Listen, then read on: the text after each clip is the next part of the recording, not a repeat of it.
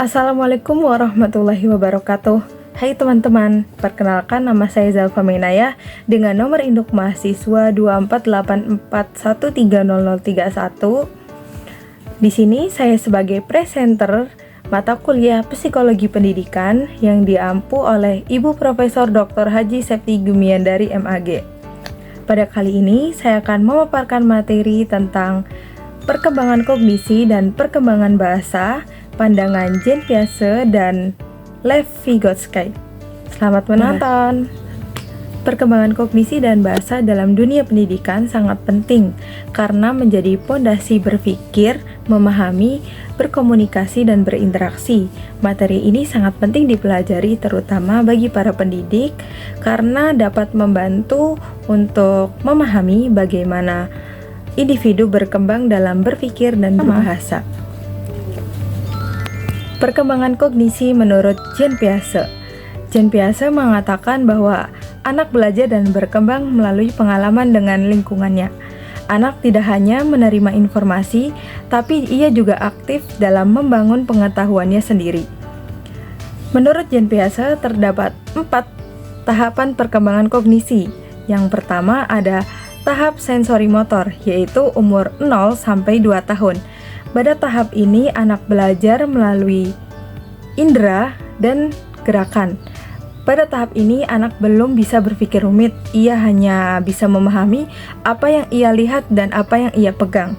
Contohnya, bayi memasukkan mainan ke dalam mulut untuk mengenal benda. Tahap yang kedua yaitu tahap praoperasional, yaitu umur 2-7 tahun. Pada tahap ini anak sudah mulai bicara banyak dan bisa berimajinasi. Contohnya, seorang anak berbicara atau mengobrol dengan boneka. Ia menganggap bahwa boneka itu hidup dan bisa mendengar apa yang ia bicarakan.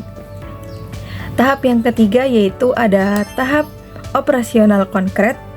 Pada tahap ini anak mulai berpikir logis tapi hanya untuk hal-hal nyata. Pada tahap ini juga anak sudah bisa memahami aturan dan bisa mengetahui sebab akibat. Contohnya, anak menyatakan bahwa tanaman yang mati itu karena tanaman yang tidak disiram. Selanjutnya ada tahap keempat yaitu tahap operasional formal umur 11 tahun ke atas. Pada tahap ini anak sudah berpikir matang. Contohnya, anak sudah bisa menyusun ide-ide besar dan sudah bisa menyusun rencana. Selanjutnya, perkembangan bahasa menurut Lev Vygotsky.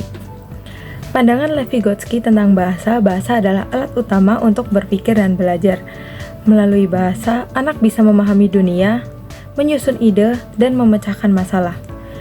Bahasa berkembang melalui interaksi sosial. Anak bisa belajar bahasa karena berinteraksi dengan orang lain, yaitu dengan ia berkomunikasi dengan guru, orang tua, dan temannya. Terdapat 3 konsep penting pada teori Vygotsky. Yang pertama ada ZPD, yaitu anak akan berkembang lebih baik jika mendapatkan bantuan dari orang lain. Yang kedua ada scaffolding, yaitu bantuan sementara sampai anak bisa mandiri. Yang ketiga ada private speech, yaitu bicara sendiri yang nantinya akan berubah menjadi bicara dalam hati. Selanjutnya ada 3 tahapan perkembangan bahasa menurut Vygotsky. Yang pertama yaitu ada bahasa sosial sekitar usia 2-3 tahun. Pada tahap ini anak sudah mulai lancar berbicara untuk berinteraksi dengan orang lain. Pada tahap ini anak menggunakan bahasa untuk meminta tolong, bertanya, atau mengobrol.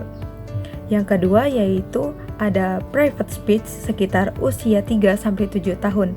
Pada tahap ini anak sering berbicara sendiri saat bermain atau melakukan sesuatu, fungsinya untuk mengarahkan dirinya sendiri. Yang ketiga yaitu ada inner speech sekitar usia 7 tahun ke atas. Pada tahap ini, anak yang tadinya berbicara sendiri, sekarang berbicara dalam hati, yaitu tidak perlu lagi untuk berbicara keras-keras, cukup berbicara dalam hatinya. Seperti itu pemaparan materi perkembangan kognisi dan bahasa dari saya. Semoga bisa dipahami, kurang dan lebihnya mohon maaf. Wassalamualaikum warahmatullahi wabarakatuh.